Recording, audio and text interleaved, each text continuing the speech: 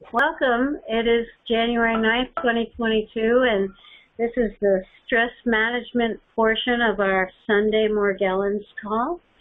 And, when we experience stress, we enter into the fight or flight syndrome. We can't think clearly. We panic. We lose our ability to be creative. Our heart rate speeds up, our blood pressure goes up, we have panic attacks, we get depressed, and our cortisol levels shoot up, and parasites love it when we get stressed. So it's really important to utilize stress management techniques to help minimize that stuff. And we have some people who are going to share right now about how stress has impacted them. Okay, who's first? You can go, Alice. I'll go first. Okay. Alice. Hi, your name? First name? Alice. Hi, Alice. And how have they impacted you? How life changed for you? Well, I have panic attacks. I am depressed. I have been ill for approximately a year. I broke my leg about a little over a year ago, and haven't ever quite recuperated from that. But the mites or whatever they are, they're more like little stickers shooting at me. I don't know if they're mites or what they are, but they pop through my skin. And I terribly depressed. I panic attacks. I cannot get in the shower without a panic attack. So it really makes it hard for me to take baths and showers. And I guess I need to know how I can handle these. Have you started the diet, Alice? Not yet. I don't have the book yet, and as soon as I get All right, the book, yes, I'll get the diet. We talked earlier. You're going to email me. Yes. Yeah. Number one, with the panic attacks,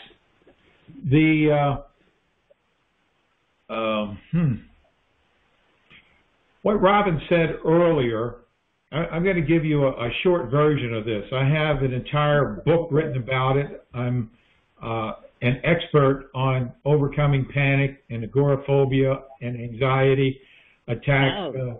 For many years, I operated a stress management facility, and that was one of my specialties is dealing with panic and anxiety attacks. So I would love to manage them. I do have a website. It's the basis of it is what Robin said earlier about the fight or flight. Okay? Right. Now, the fight or flight, full blown, is what you're experiencing as a panic attack. Right. Now, this means that your intelligence has gotten you ready based on its perception. In other words, if you're out walking and you see a small, tiny dog running towards you, would you feel threatened to a great degree? No, not tiny dog. How about if you saw 3 pit bulls running towards you? Yes. All right. So your perception of a small dog running towards you is different than your perception of 3 pit bulls running towards you. Now, your perception of that tiny dog running towards you won't do anything with your fight or flight. But the perception that you have of those 3 pit bulls, whether they attack you or not, your perception is going to put you into full fight or flight. All right? That's panic. All right? So what I'm saying is that your perception of the shower for instance, going in the shower, is perceived as a threat to your being, to your survival, much like 3 pit bulls are. Now, what is important is to bring the brain into agreement. So 3 pit bulls are a real threat. Is the shower a threat to your body, to your survival? Not really, no. No, the threat. But somehow your brain has perceived it. So typically what happens is you end up invalidating yourself. This is stupid. I shouldn't feel this way. This is what's wrong with me. I should be in a nut house. You know, you go to all that's useless. Right. So instead of making yourself wrong, you simply want to recognize that your perception has created this, and that on a conscious level, now this is where we're going to make a big difference. On a conscious level, we know the shower is not a threat. Now, you see, it's the subconscious looking out for you. The subconscious knows that 3 pit bulls is a threat. Your conscious knows 3 pit bulls is a threat. It's in agreement. It kicks you into fight or flight. Now, when we're talking about the shower, your conscious knows that the shower is no threat, but your subconscious doesn't. Your subconscious says, it's a threat. It's going to kill you, all right? Now, we're not about making ourselves wrong or invalidating ourselves. We're about making peace with ourselves. So it's a matter of, hey, you're at the shower, and this might take a little bit of time. You go step by step, and you look about you because your brain is perceiving a threat. You're subconscious. So you look in front of you. Is there anything here that's going to threaten my life? You see the shower? Nope, nothing here. So you affirm, there's nothing here that's going to threaten my life. You turn to the side. Look to your left. Is there anything there? No. Now, this might sound silly, but your subconscious is 360 degrees. It uses 6 senses. So it could be behind you, could be beside you, not just in front of you. So you want to use all of your senses, your eyes and any sense that you have. So you turn to your right. Is there anything here that would fight? No. So you turn around 180 degrees. Is there anything behind? No. Nothing is here that's going to threaten me like 3 pit bulls would. Okay? Then you state, I'd like to be relaxed. So you notice what activity you have in your body. For instance, you might notice a little musculature tensing up. You might notice a little heart rate having speeded up. You might notice your breathing having accelerated a little bit or becoming more upper chest, whatever. You might notice that your fingers are a little sweatier. This is all part of the fight or flight, getting you ready to fight or run from the shower. Your subconscious is doing this. So your brain is a computer. You program it. There's nothing that's going to fight me. The shower door's not going to attack me. The shower nozzle's not going to wrap itself around my neck and choke me. You know, there's no threat here. I'd like to be relaxed. So it might take a while just standing in front of the shower, maybe a few days, 20 minutes at a time, and getting comfortable to standing in front of that shower to the point where you have no activation, that your body's not ready to fight pit bulls, okay, or getting ready to. And then open the door of the shower and go through it again, step by step. This is called desensitization. And then take it to the next step. Step in the shower and do it slowly. Acclimate your subconscious so your subconscious agrees with your conscious mind. There is no threat here. There's no reason. When the first step, I'm not in the shower with water on me. No, the first step is you're outside the shower looking at the shower. Okay. You do it incrementally because this might even start when you think about going into the shower. You might even you could be sitting down on a couch. The first step might be sitting in your couch thinking about going to the shower and running through this in your mind. This is called desensitization. So you bring the unconscious up to agree with the conscious. And guess what? You can use this same technique with any stimulus, anything that in the past you had difficulty with. Okay. Okay. And then the second step? The second step, ultimately you're going to, maybe it might be 10 steps, but ultimately you're going to be in the shower and you're going to turn the water on. And you're going to say, hey, this is great. Nothing here to fight or run from. I can enjoy the water. I can enjoy the shower.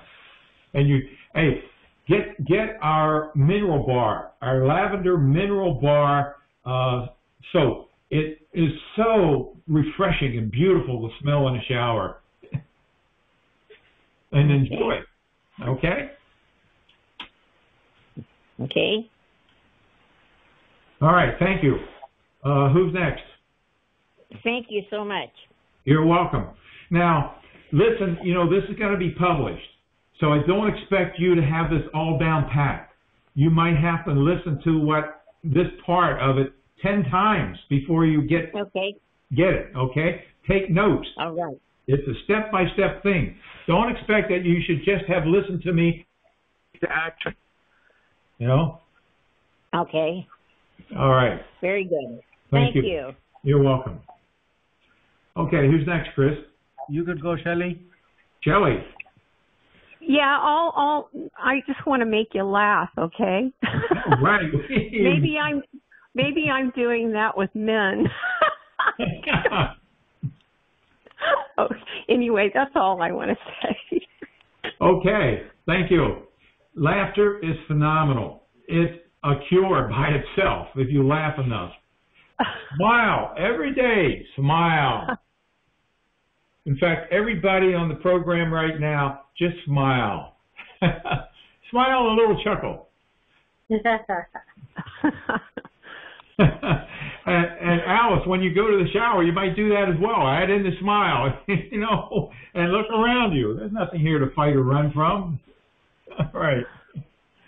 Okay, thank you, Shelley. Who's next? You could go, Tony. Hey, Tony. Hello again. Hi.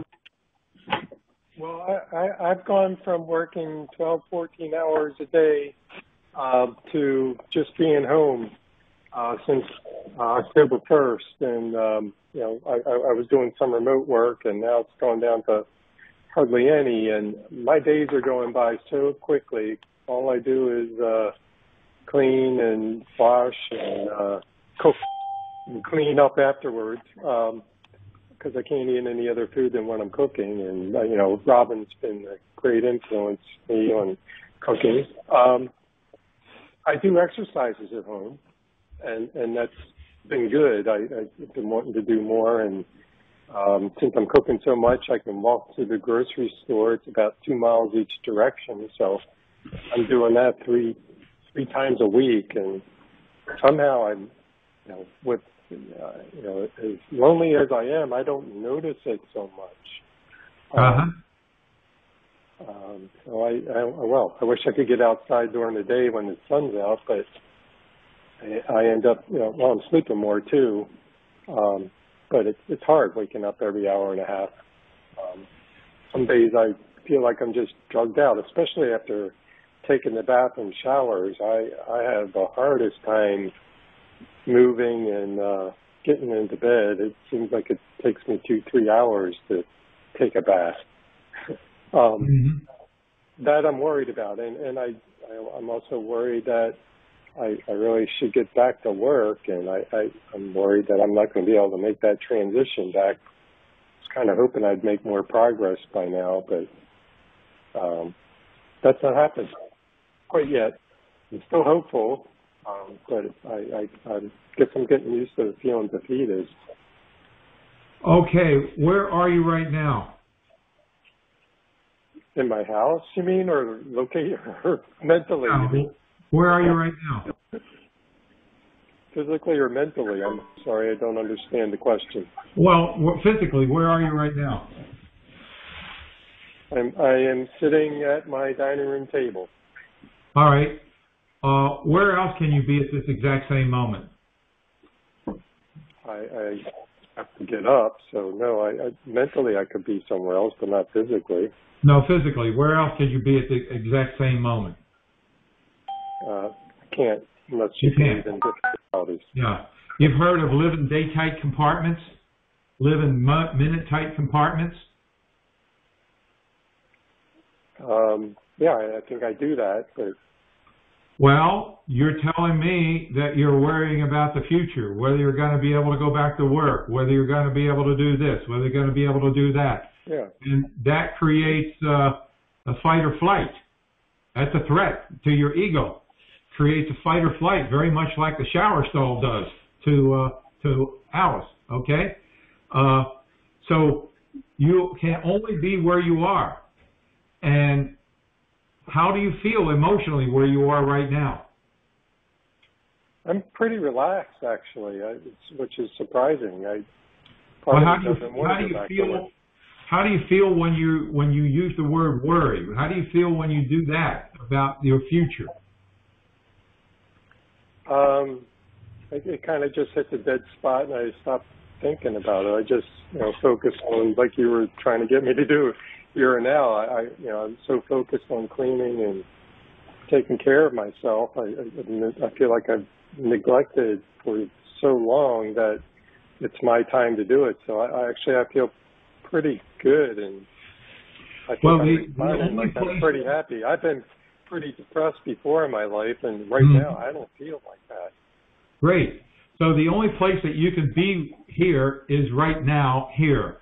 Worry is about the future. It's someplace you haven't been yet.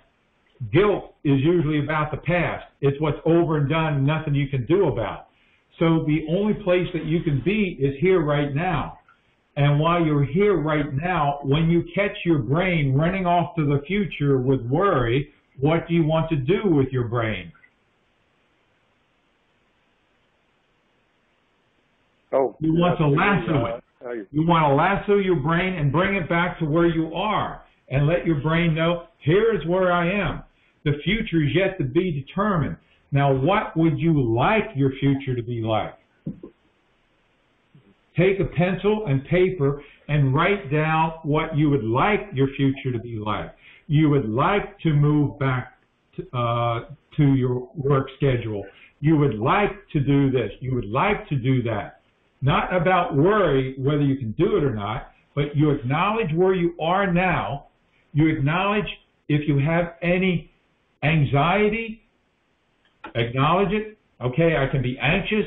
I'd like to be relaxed and calm about it. And you, my creative brain, instruct yourself. You, my creative brain, transition me back to work at the appropriate time. So it's important that anytime you get into that thinking, and it's something that happens with all of us, including myself, about possibilities of doom and gloom because of mistakes we've made or things that we've encountered or whatever, the challenge is always to bring ourselves back to where we are. This is the only place that we can be. Acknowledge where we are, feeling about where we are, and what we'd like our creative intelligence to do regarding going forward. Yes, Robin. I have a great, so I was an art director, and I had taken a time management seminar, and they said, what are you going to look back on your life and regret that you never did? And I was like, oh my gosh, I forgot to be a blues singer. So I put a pad of paper on my desk, and every day, about 10 times a day, I would write down, I want to be a blues singer and make a CD. And within 4 months, I released my first CD, got laid off from my job, and started music as a full-time business. Right. So you aim your intelligence. You aim your intelligence. You don't worry about the future. That's the easy part. Yeah. Yeah. And then I realized that I never learned to sing, so I started writing down, I need to learn how to sing. Oh my God. One little bit of information. Okay. Anyone else like to share? Is that all the numbers we got? Yes. Okay, great. Well, we're going to do, in the future, we're going to do the stress management segment this way, as well as some of the other things we do, and see how it works. So those of you who have joined us today, you didn't take an opportunity. You can think about how it's impacted you and how you would like to share. And perhaps I've got some answers for you, perhaps Robin's got some answers for you. And to help, make it change a perception. Perception. That's it. It's all in your perception. And your perception can change. It can perceive it as a little dog running towards you, tiny little one, or 3 big pit bulls. Perception. Okay. All right. Do you have a song for us today, Robin? Oh yeah, Robin, sing a song. Oh yeah. We have a request. I don't have a guitar or a ukulele near me. I could do the Happy Self song. Yeah, that's a good one. Okay. All right. All my cells are healthy and happy. My cells are healthy and happy and well. All my cells are healthy and happy. My cells are healthy and happy and well. My cells are healthy and my cells are happy. My cells are healthy and happy and well. My cells are healthy and my cells are happy. My cells are healthy and happy and well. Yay. Great. And if you have some water have a glass of water. Hydrate. You can't never go wrong with hydration. And I want to thank everyone for tuning in today and sharing our Sunday with us. I want to thank Chris. Chris is in Atlantic City with his daughter doing some volleyball games down there, and taking the time to record the program for us and handle the technical aspects. And thank Robin, and thank Nick and all of our coaches, Anna, Megan, and Ethel, for being a part of our community here. And thank each and every one of you for joining in and giving us an opportunity to inspire and support you in getting your lives back. One thing we know is it can be done. We've done it and seen it done too many times to doubt that.